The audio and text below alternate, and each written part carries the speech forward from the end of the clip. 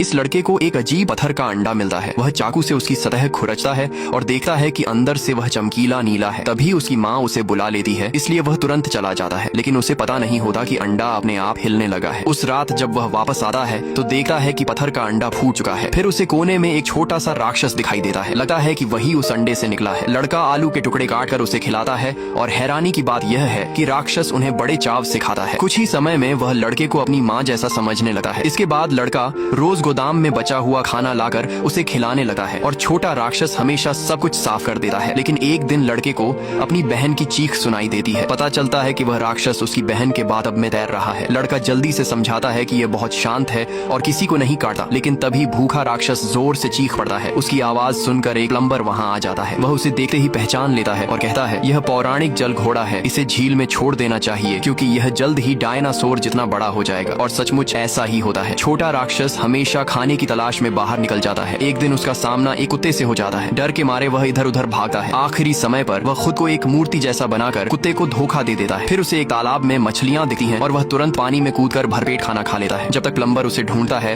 वह एक ही रात में 10 गुना से भी ज्यादा बड़ा हो चुका होता है। वह तुरंत लड़के को जगाता है। इतना बड़ा जल घोड़ा देखकर लड़का भी हैरान रह जाता है। फिर प्लम्बर ट्रक में उसे झील तक ले जाता है, लेकिन जल घोड़ा लड़के को छोड़ना नहीं चाहता और पानी में जाने से मना कर देता है। मजबूर होकर प्लम्बर एक आलू दिखाता है और उसे लालच देकर पानी में भेज देता है। कुछ दिनों बाद 2 बूढ़े झील में मछली पकड़ रहे होते हैं। अचानक उनकी बंसी में कुछ फंस जाता है, लेकिन वह कोई मछली नहीं बल्कि विशाल जल घोड़ा होता है। वह नाव को तेजी से खींचने लगा है। एक बूढ़ा कहता है कि वह मर जाएगा, लेकिन बंसी नहीं छोड़ेगा। तब दूसरा जल्दी से डोरी काट देता है और दोनों किसी तरह बच जाते हैं। एक दिन लड़का छोटी नाव लेकर जल घोड़े को ढूंढने निकलता है, लेकिन अब वह पहले से भी बड़ा, लगभग डायनासोर जितना विशाल हो चुका होता है। लड़का उसकी पीठ पर सवारी करता है। जल घोड़ा उसे पूरे झील में घुमाता है और फिर ऊंची छलांग लगाकर पानी से बाहर निकलता है। खेलते खेलते थकने के बाद वह लड़के को किनारे छोड़ देता है, लेकिन एक सैनिक यह सब देख लेता है। उसी रात सैनिक अपने साथियों के साथ जल घोड़े का शिकार करने निकल पड़ता है। जैसे ही कुत्ता उसे ढूंढता है, सैनिक उस पर गोलियां चलाने लगते हैं। गुस्से में जल घोड़ा झील की गहराई में चला जाता है